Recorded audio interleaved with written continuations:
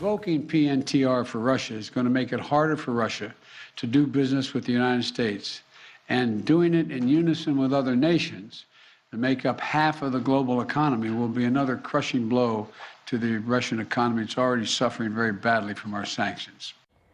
President Biden calls for an end to normal trade relations with Russia. The U.S. will downgrade Russian trade status, ban imports of Russian alcohol, seafood, and diamonds, an effort to crush the Russian economy in hopes of bringing an end to the war in Ukraine. After days of being stalled, that convoy of Russian tanks and armored vehicles is now within 10 miles of Ukraine's capital of Kyiv. U.S. defense officials say that forces could encircle the city in just 1 to 2 weeks. And now there are accusations of war crimes. The death toll there is growing in both civilian deaths and those forced to flee their homeland. They constitute war crimes. They are attacks on civilians that cannot be justified by any in any way whatsoever. Now, while in Poland, Vice President Kamala Harris backed calls for an investigation. That trip follows a disconnect over Poland's plan to send fighter jets to Ukraine. Now, Ukraine's president continues to push for a no-fly zone over that country. So what's happening in Ukraine, we know, is being felt with a wave of emotions all around the world, and including right here in central Indiana.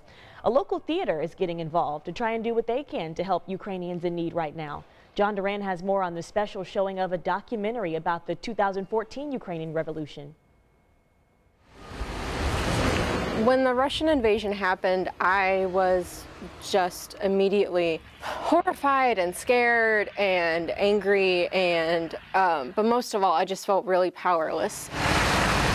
It was an overwhelming surge of emotions. This is my country, this is where I was born, this is where my entire family's from. Zina Kumak watched in disbelief from Indianapolis. So I thought, well, what could I do to galvanize more people and spread more awareness and maybe raise more money? The passion for her country and her love of movies gave Zina an idea. I texted Daniel, hey, what if we showed this documentary about the 2014 Maidan Revolution, and that would kind of give some context to what's happening right now. Daniel Jacobson with the Can in Windsor Park jumped to help. She's like, hey, I got 2 ideas for maybe showing a documentary.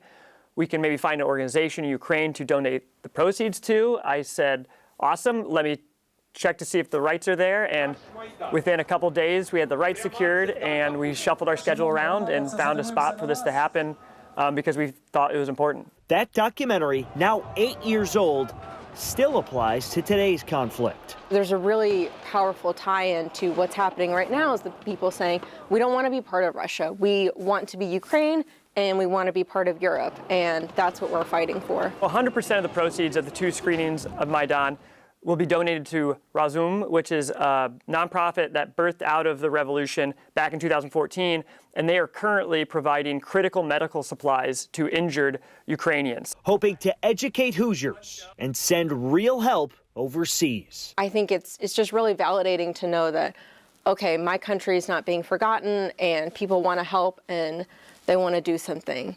And at the end of the day, I feel like, that makes a real difference. Well, those showings are Monday and Tuesday nights at 7:30. These tickets are available online or at the Can box office if you're interested.